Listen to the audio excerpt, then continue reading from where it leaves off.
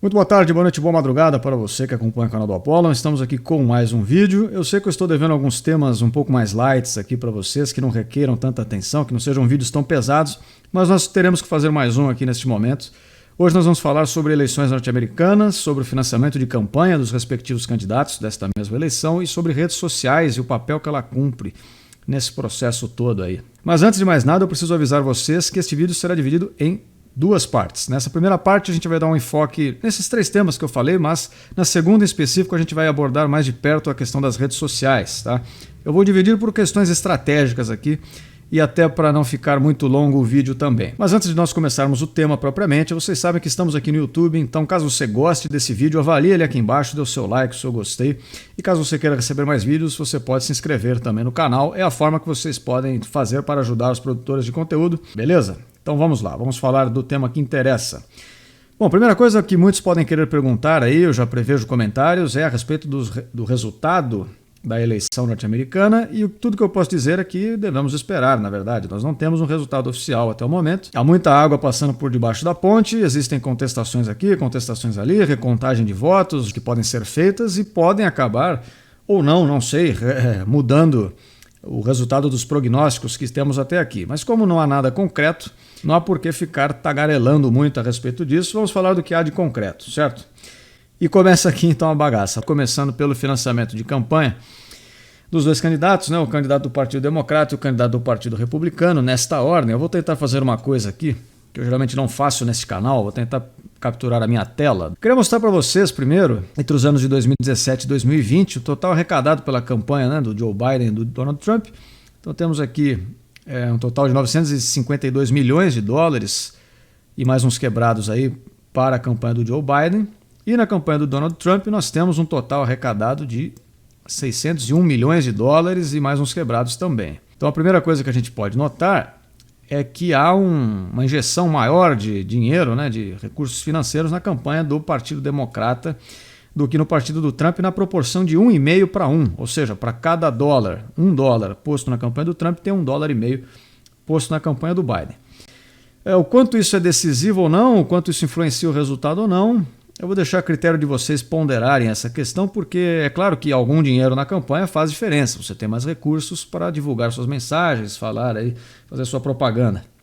Mas também é verdade que após um certo nível de recursos, o ganho marginal, ou seja, para cada dólar a mais que você investe na campanha, você tem um resultado, passa a ter um resultado menor, né, de efetividade. Então, se isso é um fator decisivo ou não, acho que depende de muitos pequenos detalhes que não são possíveis de serem descritos aqui.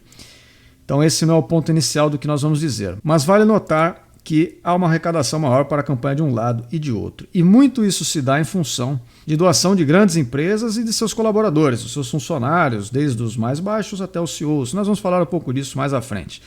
Mas antes de nós pularmos para essa parte, eu gostaria de dar uma olhada com vocês no perfil dos doadores de cada uma das campanhas. Que tipo de gente doou dinheiro para cada um dos candidatos e muito possivelmente votou também, né? Uma vez que você doa para um candidato que você pretende votar, muito provavelmente, né? Dificilmente você vai doar para um candidato e votar no outro. Não sei se há alguém que faz isso no mundo, acho que não. Mas vamos lá, vou compartilhar a minha tela aqui de novo. No que diz respeito às profissões, né? Como que cada profissão acaba doando. Os círculos azuis aqui na legenda, né? Você pode ver que são aquelas profissões que doaram mais para o candidato democrata, Joe Biden, e os círculos vermelhos representam as profissões que doaram mais dinheiro para a campanha do Trump. Então uma coisa muito curiosa da gente observar aqui, que então advogados, arquitetos, fotógrafos, cientistas, atores, produtores, profissionais da comunicação, bibliotecários, professores, terapeutas ocupacionais, pessoal de design gráfico, editores, diretores criativos, o que mais que tem aqui? Bom, vocês estão vendo aí, né? Uma porção, não vou citar todas elas, músicos, etc. Mas você pode ver que muitas das pessoas que acabam doando dinheiro para a campanha do Joe Biden têm essas profissões mais ligadas ao intelecto. São profissões que não estão necessariamente atreladas ao mundo físico, a um contato mais direto e bruto com relações materiais do mundo, ao solo, a trabalho braçal, etc. São mais profissões de escritório, de gabinete, de pessoas que trabalham com ideias, né? E agora deixa eu voltar a tela aqui. E do lado do Trump, por sua vez, nós temos aqui as pessoas que mais doaram para o Donald Trump. são motoristas, pilotos, donos de pequenos negócios, técnicos em geral, bombeiros, profissionais de segurança, de manufatura, trabalhadores braçais de construção civil, né, de construção e manutenção, policiais, mecânicos, eletricistas, caminhoneiros, maquinistas, fazendeiros. Então vocês veem que o Trump, por outro lado, recebe mais doação de pessoas que, ao contrário do que nós citamos anteriormente, têm esses trabalhos mais ligados ao mundo material, né, ao mundo físico. Isso eu gostaria de salientar só aqui com vocês, eu achei legal comentar, porque nos lembra muito aquele vídeo que a gente tem aqui no canal, muito antigo, falando daquele livro do Thomas Sowell, Os Intelectuais e a Sociedade, do papel que os intelectuais cumprem, e as tendências de pensamento que essas pessoas têm, que acabam se refletindo também em decisões como essa do voto. Ou seja, as pessoas mais idealistas, que querem criar soluções para o mundo, que querem, através do seu gabinete, do seu escritório, propor soluções gerais para a humanidade, para fazer do mundo um lugar melhor e sanar todos os seus problemas, tendem a votar nos candidatos que fazem a mesma coisa. Ou seja, os candidatos democratas são os que pregam o beautiful world da beautiful people, em que todo mundo é feliz, o mundo é repleto de arco-íris e flores e ninguém ofende ninguém e todas as pessoas são anjos de caridade e nada pode dar errado porque nós temos um plano maravilhoso e infalível para que tudo corra sempre bem e a gente transpasse a questão da escassez material do mundo. Nós não precisamos nos preocupar com isso, basta termos boas leis, bons incentivos, né? Aquela coisa toda bem progressista que a gente já cansou de falar aqui. Em outras palavras, o pessoal mais intelectual acaba se voltando a esse tipo de candidato. Em compensação, o pessoal que tem um contato mais bruto com a realidade, o pessoal que sabe que se você não plantar, você não colhe, se você não dirigir, você não chega no lugar, o pessoal que sabe que se não trabalhar, não tem dinheiro, né? O pessoal então do trabalho mais pesado, ele acaba escolhendo o candidato Trump, que seria o candidato que representaria nessa circunstância mais os conservadores, porque isso é da natureza do pensamento dos conservadores também, né? Do pessoal que está mais ligado a questões práticas, a questões empíricas. Isso é uma coisa muito em especial do americano, a praticidade das coisas, né? O americano não está muito ligado, eu digo o americano médio, né? Que é exatamente aquele americano do interior dos Estados Unidos, não das costas. O pessoal da costa é mais cosmopolita, vive uma vida mais urbana e tal, mas o pessoal dos estados do interior, que não por coincidência é onde o Trump acaba tendo bastante reflexo de votos, é o pessoal que tem essa vida toda focada em questões práticas. Então, de que modo isso vai me ajudar? De que modo isso pode dar certo? Isso funciona? Funciona. Então, legal. Isso não funciona? Então não adianta. Pode ser bonito na ideia, mas se não funciona, não adianta. Não vamos implicar com isso. Enfim, eu só queria fazer essa distinção, porque ela acaba, como eu já disse, refletindo outros vídeos que a gente já falou aqui no canal, e acho que reflete um pouco essa modalidade de pensamento. O pessoal das grandes cidades é um pessoal que vive uma vida mais artificial, em que tudo está na prateleira do supermercado, em que as coisas se resolvem com leis, e o pessoal do campo sabe que não há lei que me salve. Assim como são, por exemplo, os bombeiros que a gente citou aqui. O bombeiro sabe que se ele não for lá apagar o fogo, se ele não colocar a roupa anti-chamas e entrar lá no prédio e tirar a criança, não adianta, o fogo não se resolve sozinho, né? Não adianta eu fazer uma lei proibindo os prédios de queimarem ou qualquer coisa do tipo, né? Enfim, essa é a primeira observação, mas a outra coisa que a gente pode notar, voltando à minha tela aqui, inclusive, nesse mesmo gráfico a gente tem aqui em cima uma distribuição das grandes empresas, né, que acabaram mais através, tanto da instituição quanto dos seus funcionários, doando dinheiro para as campanhas. É aqui que eu quero chegar, que isso é uma coisa muito importante de nós observarmos. De novo, né, os círculos azuis representam doações ao Biden, os círculos vermelhos mais doações ao Trump. E eu gostaria de observar com vocês aqui, de novo, né, que nós temos, por exemplo, Facebook é um grande doador através dos seus colaboradores para a campanha do Trump, Google, temos aqui algumas universidades, a Apple, a Disney, Microsoft bom, enfim, vocês podem ver aqui uma porção de empresas, a gente não vai citar todas elas. E a propósito, as que estão em cinza, não está na legenda, mas vale notar que são as que mais ou menos empataram, doaram tanto para uma campanha quanto para outra, né? Então aqui o pessoal do Correio, do Exército e tal, o pessoal do McDonald's até, né? Engraçado isso, mas enfim. Mas você pode ver que para o Donald Trump não há exatamente um grande apoio aqui das empresas, dos colaboradores dessas grandes empresas, dos maiores empregadores lá dos Estados Unidos. Bom, mas onde a gente quer chegar aqui? Vocês viram que nessa lista de maiores doadores nós temos nomes como Facebook, Google. Vale notar que não está nesse gráfico, mas o Twitter também é uma empresa que majoritariamente fez doações para a campanha do Joe Biden. Nós temos um outro gráfico aqui que eu vou tentar colocar na tela. e mostra aí que mais ou menos uma distribuição de doações também. Diz respeito ao Alphabet Inc., para quem não sabe, né? É a holding que controla o Google e, portanto, todos os seus demais serviços. E nós temos aqui repetidamente, né, algumas empresas que nós já vimos no outro gráfico, mas vocês podem ver aí, a Apple, Facebook, a Amazon, a Microsoft, etc. e tal. Assim como alguns bancos ali, o Walt Disney, etc., JP Morgan. Bom, só para completar e dar uma engrossada no caldo disso que nós estamos falando, deixa eu pôr na tela aqui de novo. Aqui uma manchete que mais ou menos diz isso que nós estamos colocando para vocês. Amazon, Apple, Facebook e Google, através de seus empregados, basicamente despenderam 4,8 milhões de dólares para dar apoio ao Joe Biden desde 2019 e apenas 240 mil dólares para o presidente Trump. Então, para quem quer ter uma noção matemática da coisa, 240 mil dólares dá 5% de 4,8 milhões. Então, basicamente para cada $1 doado para o Donald Trump, 20 dólares são doados para a campanha do candidato do Partido Democrata. É uma desproporção muito grande. Para a gente terminar com mais um gráfico aqui na tela, vocês podem ver aqui a distribuição de doações entre a rede social Facebook e o Twitter, por exemplo, para ambos os candidatos. Também vocês podem ver que os democratas receberam muito mais dinheiro de campanha dessa empresa, Facebook, do que os republicanos. O mesmo vale para o Twitter também, né? 99% das doações que vieram de colaboradores do Twitter vão para os democratas e apenas 1% vai para o candidato republicano. E o que a gente quer dizer com isso?